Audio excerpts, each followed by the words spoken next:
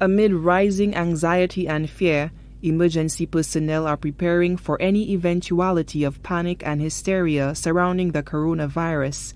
Acting Deputy Chief Fire Officer David Antoine explains measures are being put in place to ensure proper handling of individuals exhibiting respiratory-type symptoms. As we speak, we are undertaking some training program. Just this morning before you all arrived, we just concluded a training program with our men in the north. Last week, we did the same in the south. We have been able to put our PPEs together, our gears, protective equipment, our mask as well, so that in the event of any confirmed case, or even if we have to respond to any incident that is close enough to it that we could protect ourselves. We have instructed those persons on the ambulances, when they go on calls, that they have to be mindful of that, to protect themselves. And in instances where there seem to be signs that are closely associated with that of a flu-like symptom, that they too have to take the necessary precaution to take care of themselves.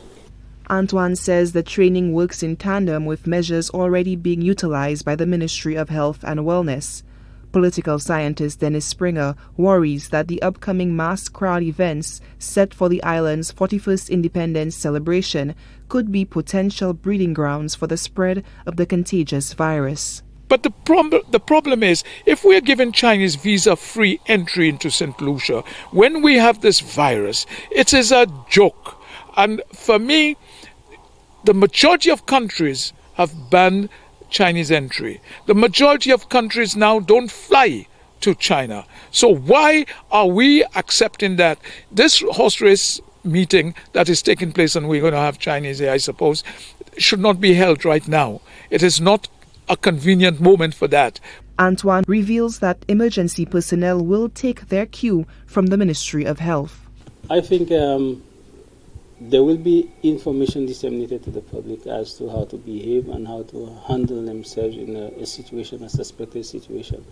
But again, we should not lose point or sight of the fact that persons would have had to travel from China or so in affected regions to be affected with the virus. And most countries would have taken quarantine measures to prevent those persons from making it through their borders. So I think we could look to those kind of measures to protect ourselves and other countries where we could have this thing affecting them. Coronaviruses are not new, but this strain called Novel 2019, which originated in China, is. Since the strain is new, experts are working diligently on treatment options, including the development of vaccines, given that coronaviruses can mutate. Public health agencies like the WHO are concerned about the spread to countries with weaker health systems. According to the Global Health Security Index, released in October 2019, Saint Lucia is considered one of the more prepared countries, with a ranking of 108.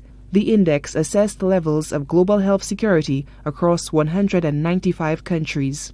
Solange Alfred, HDS News Force.